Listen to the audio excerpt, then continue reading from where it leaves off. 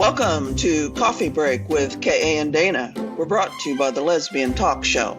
I'm K.A., a lesbian romance author, and in my past life, a counselor and a social worker.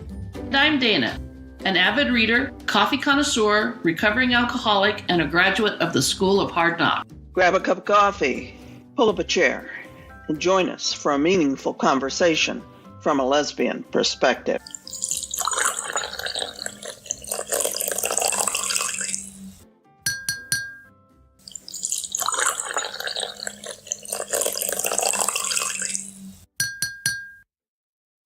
According to the Me Too movement, 17,700 women have reported sexual assault since 1998.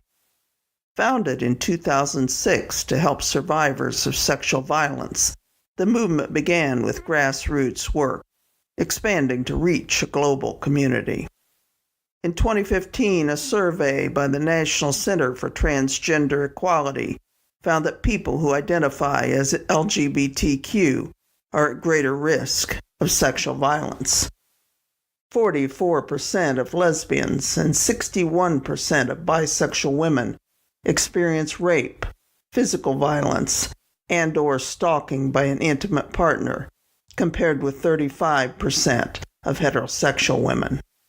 In this episode, K.A. and Dana will discuss the topic of sexual violence in our community, with focus on resources and survival.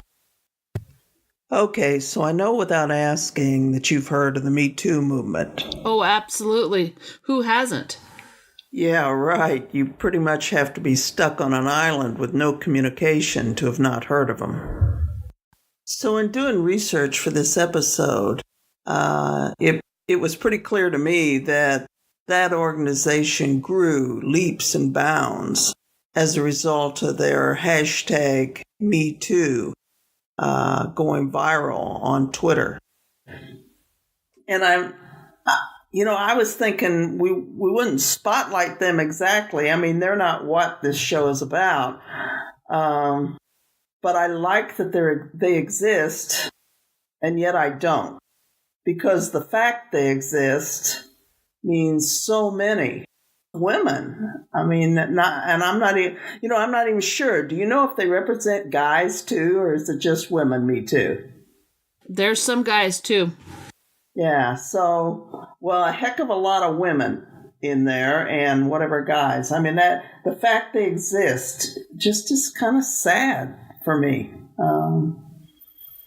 It is sad, but it's also fabulous because I think it was just like a snowball effect. And each time more and more women were like, well, me too. And I think it took off, unfortunately, because there have been so many women that have been victimized by men and maybe by some women. Yeah, I mean, it's not just one gender that victimizes others. And the sad fact is LGBTQ people are at greater risk and have higher numbers, which means lesbians have higher numbers. And so, anyway, I was going to try to keep us as positive as we could today, but the reality is that's just a sad fact, and other than more resources and visibility, I don't know what in the world you do about it. I think the visibility has really helped. I mean, you've taken people across the world and brought them together under this umbrella, and I think that's fabulous. It's better than some of the other umbrellas we've been brought under. It is. So I was doing just a little bit of prep for this episode. I didn't need to do a lot. Anyone who's looked at my website or knows me knows that I spent a career working in child protection. So victimization was my business, not doing it, but protecting from victimization. That was my business. So anyway, my focus during my career was on kids, but you can't help but be aware of adults who are victimized too when you work with that population. So anyway, what I found, I was doing some research on why the LGBTQ numbers are higher. And I wasn't surprised, but I'll just throw it out there and then we'll see where we go. So what I found was bias and discrimination play a part in that. Not a surprise. And secrecy and alienation play an equal part in that. I guess that's not a surprise either. Nope. You know, and I think it starts at a younger age, the victimization of lesbians, because men want to control us, and, you know, we're like, we don't need you. We are happy in a relationship with another woman. And that by no means means I hate men. I've raised 2 of them. I'm just saying that for a romantic relationship, we don't need a man, and I think that upsets them. And then the lesbians get victimized. You know, I think you're right. I think you're absolutely right about that. There is this thing with guys that, with regard to lesbians, they just think you haven't found the right man. That what you need is a good man. Which shows really how little they know. But I'm sure that's a piece of why we have higher numbers. I'm sure it is. Yeah, I would agree. Yeah, trying to force us into the straight mold. You know, and the other thing is, you know, even if you just think about sexual assault across heterosexual and homosexual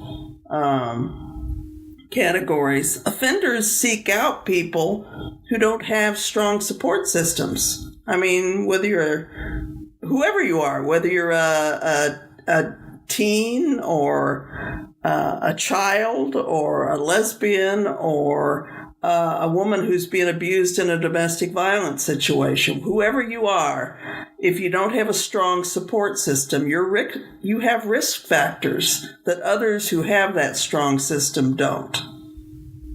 I would agree with that.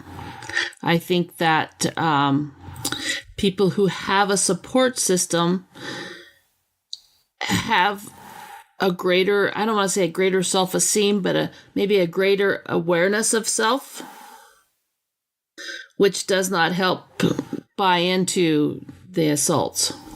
Yeah, I think they do have better self-esteem and probably are more self-aware, and also those around them care enough to be aware of what's going on. And so offenders don't seek out that population, which I suppose to reduce your risk, then you try to pull in other people, you know.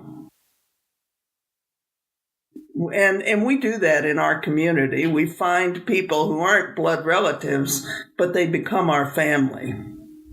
Absolutely. You know, I've always said water seeks its own level. And I think we go out and look for that once we recognize it in ourselves. We want to be around others who think the way we do and have the same values as far as our sexuality goes. Yeah, people that we're comfortable with who can get our world and share some things that we do. So the other thing, I know you're going to agree with this, but I'm interested to hear what you thought. So the other thing I found, behind the bias, discrimination, secrecy, and alienation in terms of why we have higher numbers, was alcohol and drugs. Well, of course. I think that we do have a high rate of addiction in lesbians. And I can only speak for myself. As soon as I knew I was different, I was taught I had to hide that.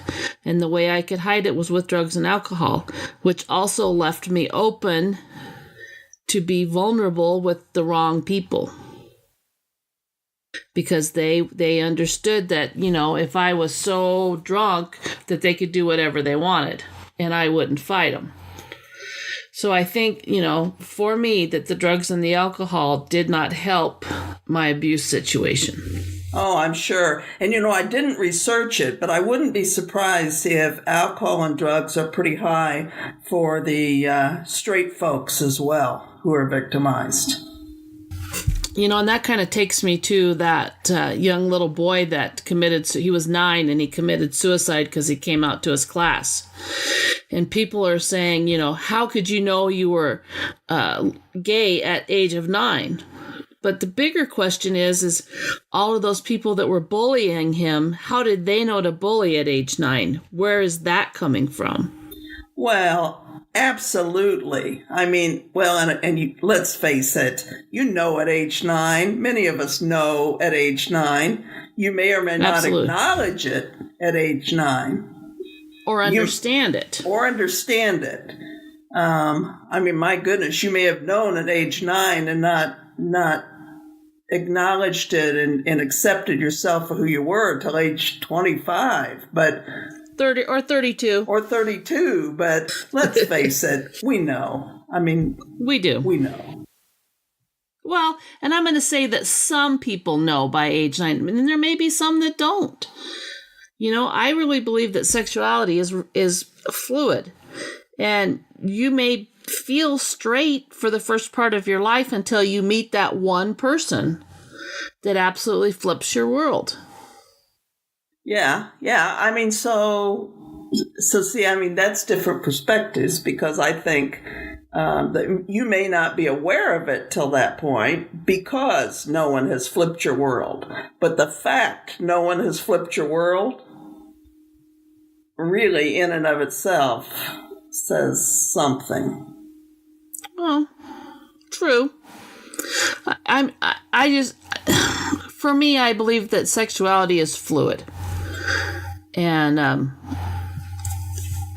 while I don't, I'm not bisexual, I don't have a problem with the bisexual community.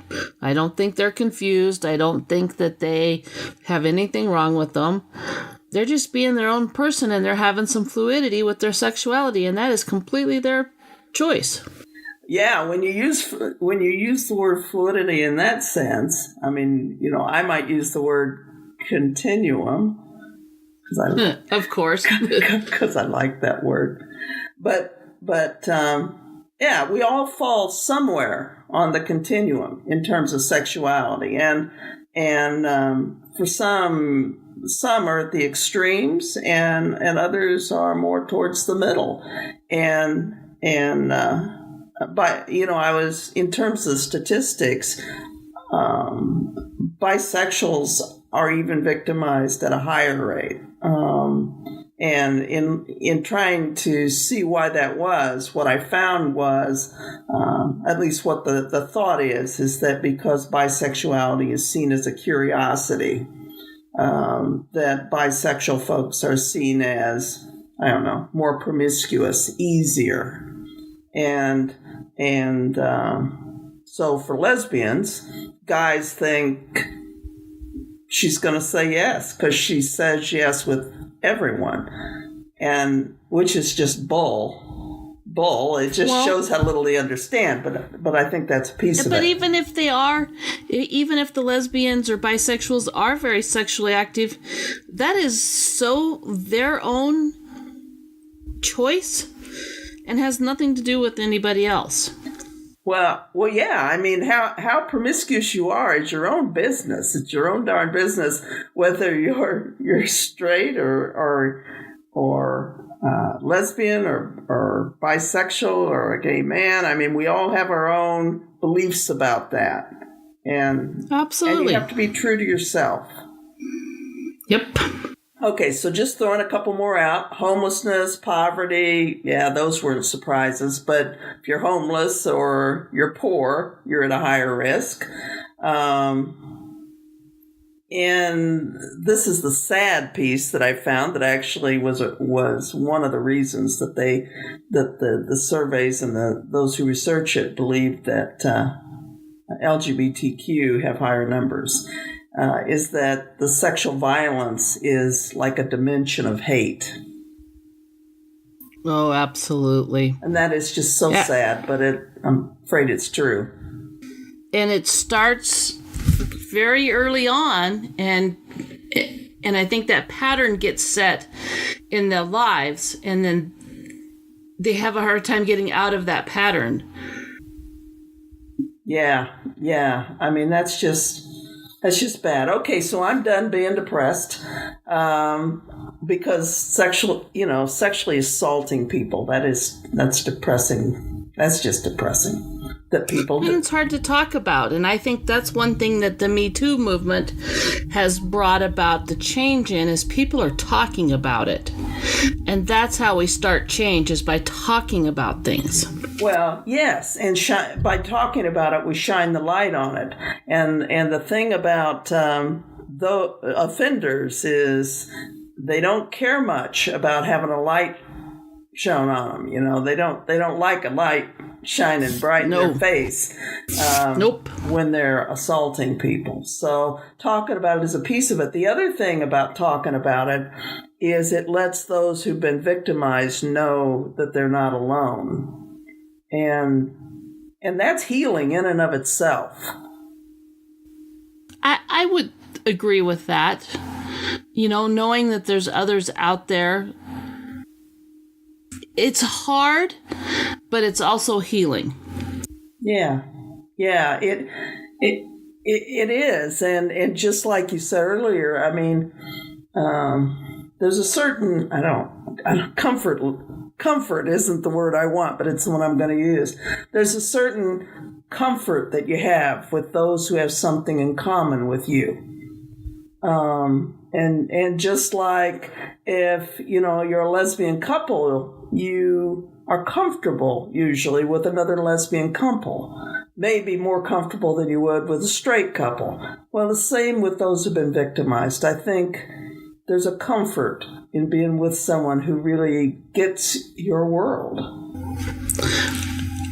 I think there's a different language for people who have been assaulted that they understand, and that's the reason other people who have been abused understand the words, the feelings.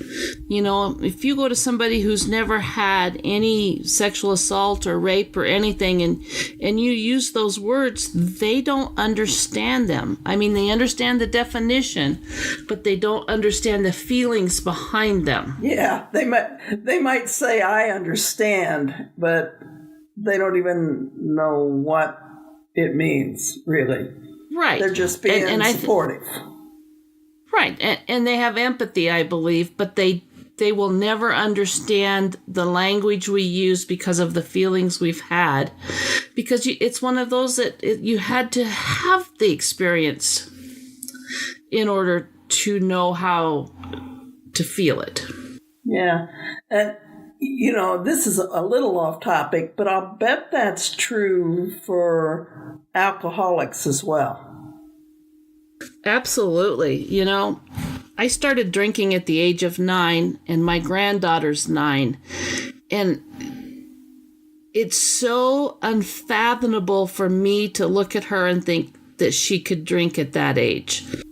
But that's the experience I had. And I am so grateful that that's not her experience. And I will fight to my death to make sure that she doesn't have that experience. Yeah. And that you're a good grandma, and that good for you. But at the same time, I would imagine when you go to AA, you find other folks who had that experience as children too. Absolutely. And like I talked earlier, there's a different language for people who have been through addiction or assault or anything like that, because we have our words have different meanings than somebody who hasn't had that issue or that experience. That you just can't understand unless it's personal. Exactly. Yeah. You can have empathy for the person, but you can't really understand what they feel unless you've had that experience. Yeah. So there are buku resources out there, and yet there aren't enough for folks who've had various kinds of, violence perpetrated against them, including sexual violence. And we'll put, I'm not even going to try to list any of those on this part of the podcast, but on the website, we'll put a couple links up that will help our listeners find some of those resources. Absolutely. Been a sad and but meaningful discussion, my friend. Yeah, absolutely. And the more we talk about it, the more we get it out there, the more people understand they're not alone. Yep. So while it is difficult to talk about, it needs to be talked about. That's right. That's right. So I guess that's our parting words for the day. You are not alone.